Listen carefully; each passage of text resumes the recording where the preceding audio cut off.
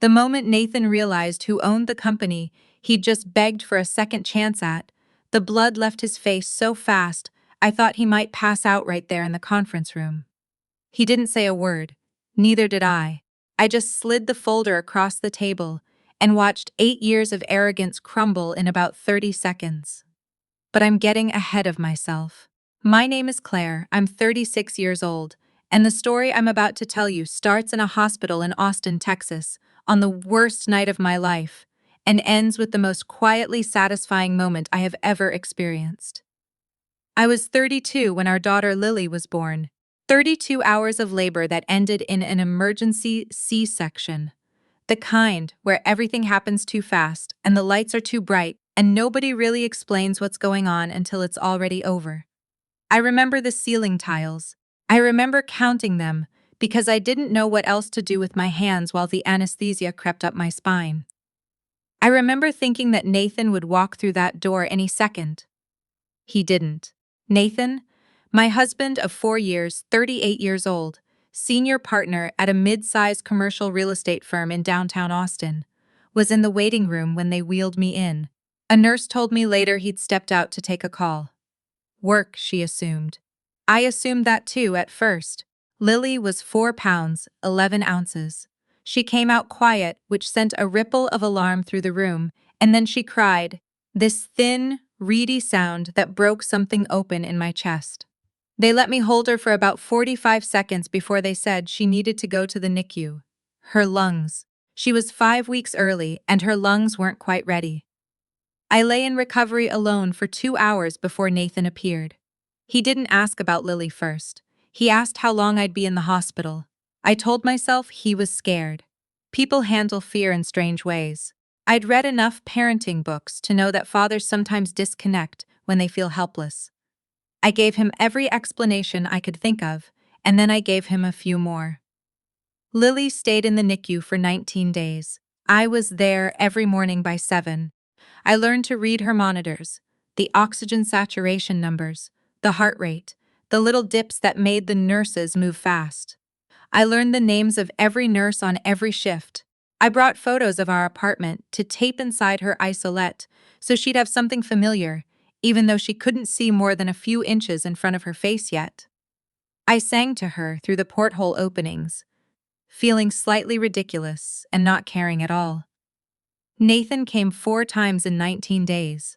The third time he came, he stood at the edge of the room with his arms crossed and said, I just don't know if I'm cut out for this. I thought he meant the NICU, the machines, the beeping, the controlled chaos of wards. I said something gentle, something reassuring. I told him it would get easier once we brought her home. That's not what he meant. Lily came home on a Tuesday in late October. She weighed 5 pounds, 8 ounces by then, and she fit in the crook of my arm like she'd always belonged there. We set up the nursery while she was still in the hospital. Yellow walls, a white crib, a mobile with little felt animals that my sister Diane had helped me put together the weekend before. I'd washed every tiny onesie twice. I'd read 3 books on infant CPR. The night we brought her home, Nathan sat at the kitchen table while I fed her. He watched us with an expression I couldn't quite read. I thought it was wonder. I was wrong about that too. 2 weeks later, he asked me for a divorce. He sat across from me at that same kitchen table, Lily asleep in her bassinet in the next room, and he said he'd been unhappy for a long time. He said he'd tried to tell me, but I was always focused on the pregnancy. He said he'd met someone. He said it like a footnote, like it wasn't the actual point, and that he'd been seeing her for almost a year. Her name was Jenna, 29 years old. She worked at the architecture firm 2 floors below his office. I didn't scream, I didn't throw anything. I sat very still and listened to my daughter breathe through the baby monitor on the counter. And I thought, not in front of her. Not ever in front of her. Nathan moved out within the week.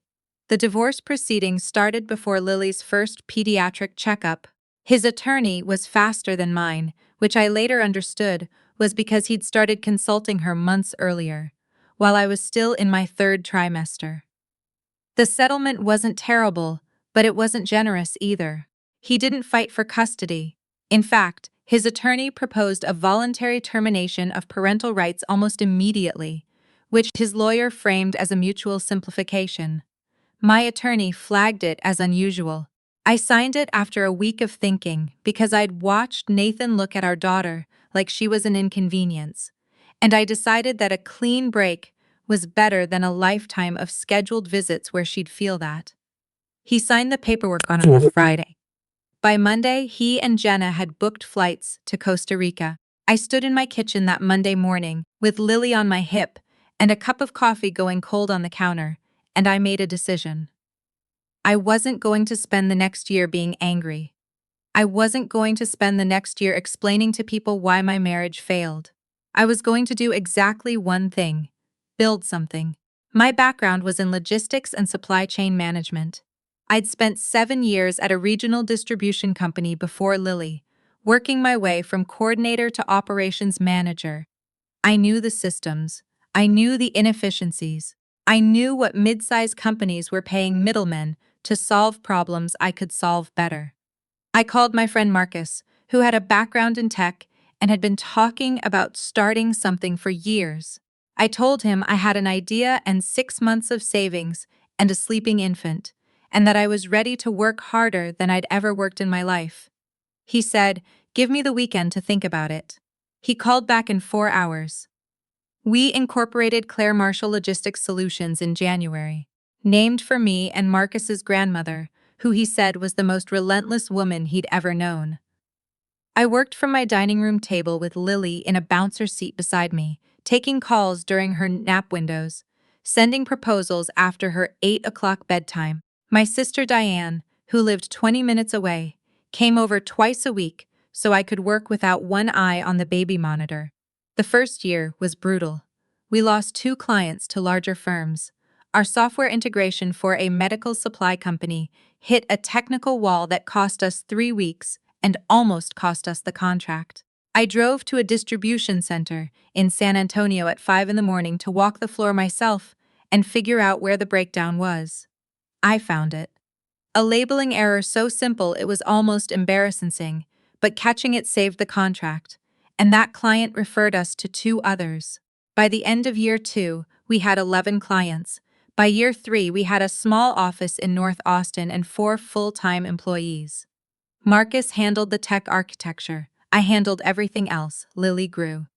That's the part I wish I could slow down and describe properly, because it's the part that made everything else make sense.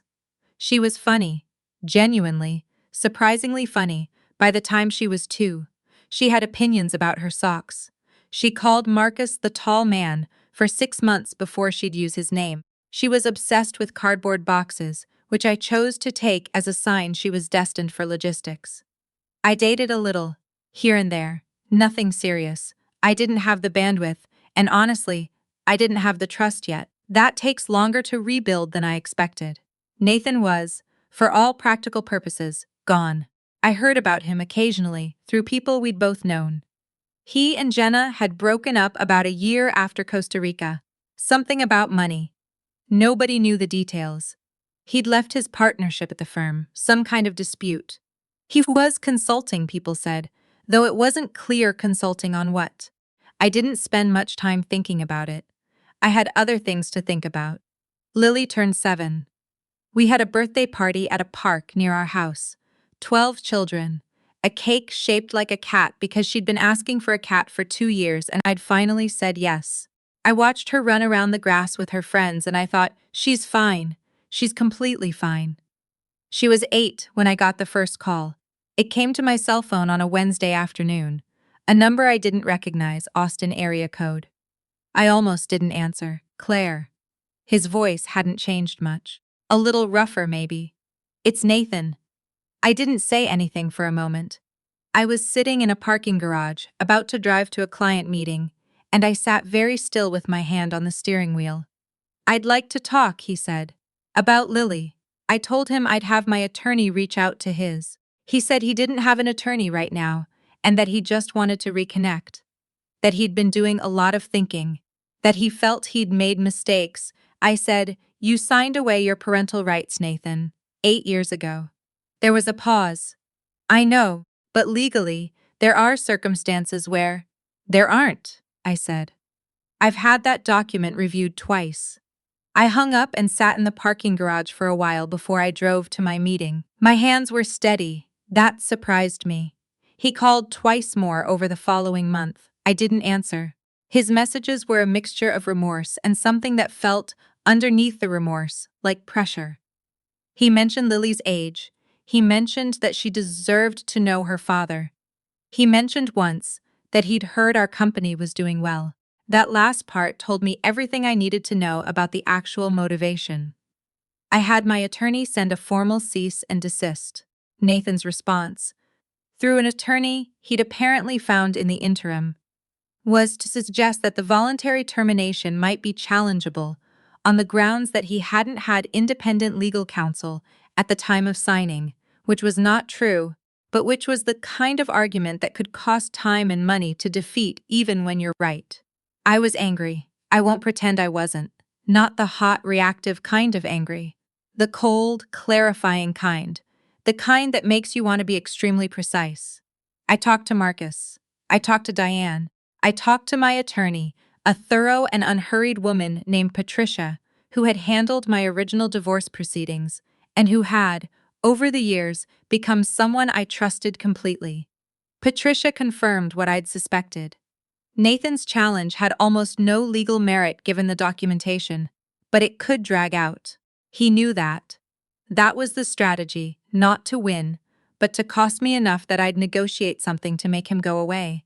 I said, "What if we make it not worth his time to continue?" Patricia looked at me over her reading glasses. "Tell me what you're thinking." I'd been doing some research. Nathan had, after leaving his firm, started a small commercial real estate consultancy. He had 2 partners, 3 ongoing projects, and 1 significant problem. He'd taken a loan from a private lender to fund the startup costs, and that loan had been sold twice in the past 18 months.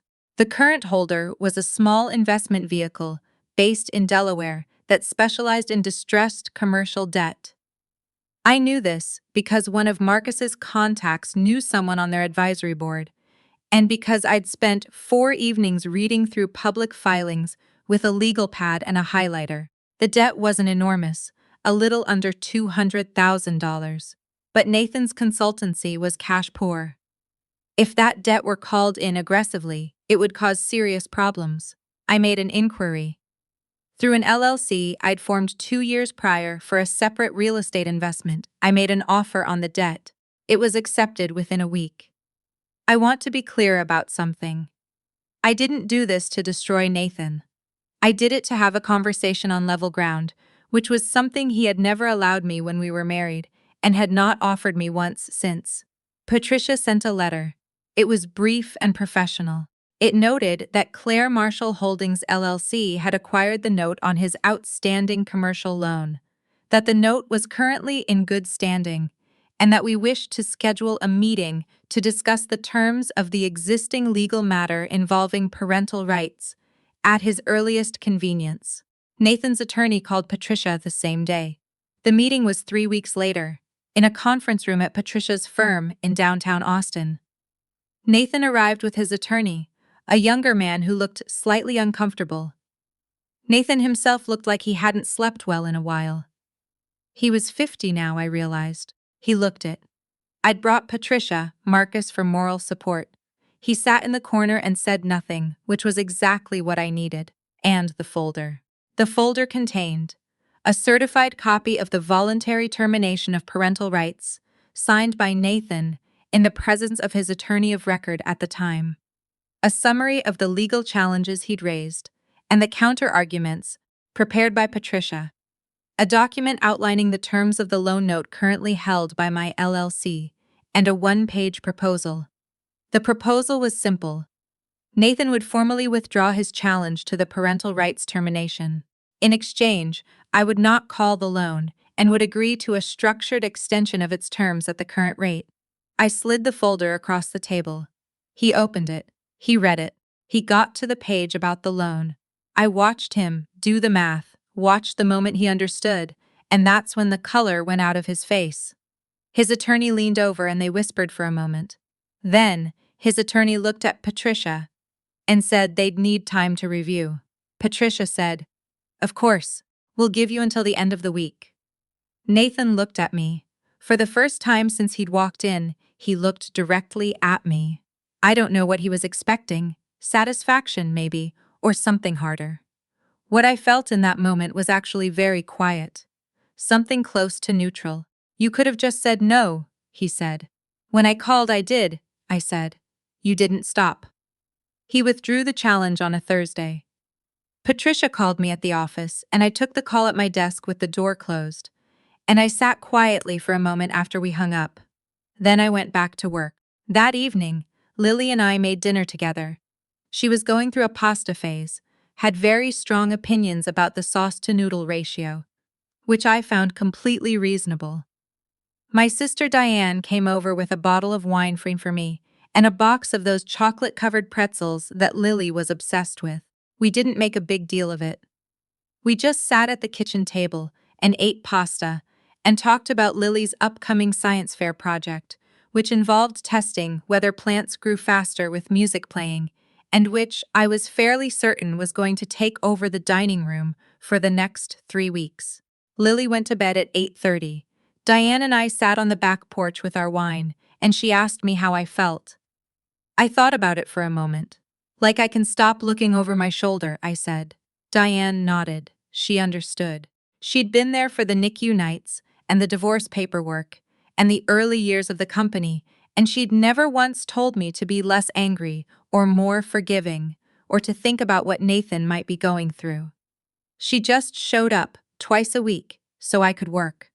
I owe her more than I can say. The company is doing well. We brought on 2 new clients this quarter, a pharmaceutical distributor and a regional grocery chain, and Marcus and I have been talking about opening a second office in Denver. I promoted 2 of our original employees to senior roles last year.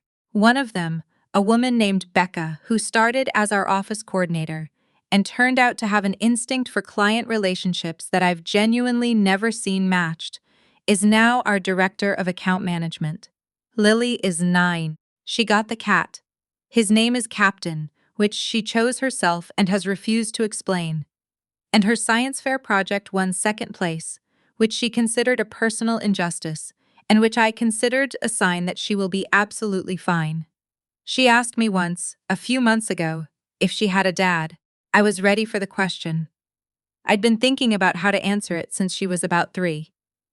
I told her yes, she did, and that he and I had decided a long time ago that it was better for her to have 1 home instead of 2, and that everything she needed was right here. I told her that some families look one way and some look another way, and that ours had always had what mattered. She thought about this for a moment. "Do we have what matters?" she said. "We do," I said. She went back to her book. Captain walked across her lap and settled into the space behind her knees, and she didn't look up again. Some nights I drive home from the office, and I think about the woman I was in that hospital recovery room, counting ceiling tiles, waiting for a door to open.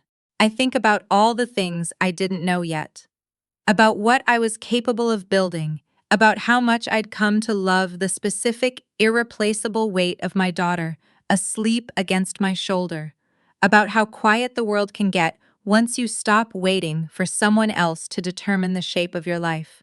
I'm not waiting anymore. And that, more than anything, more than the signed paperwork, more than the conference room, more than the look on Nathan's face when he understood what he was holding, that is what I want to remember.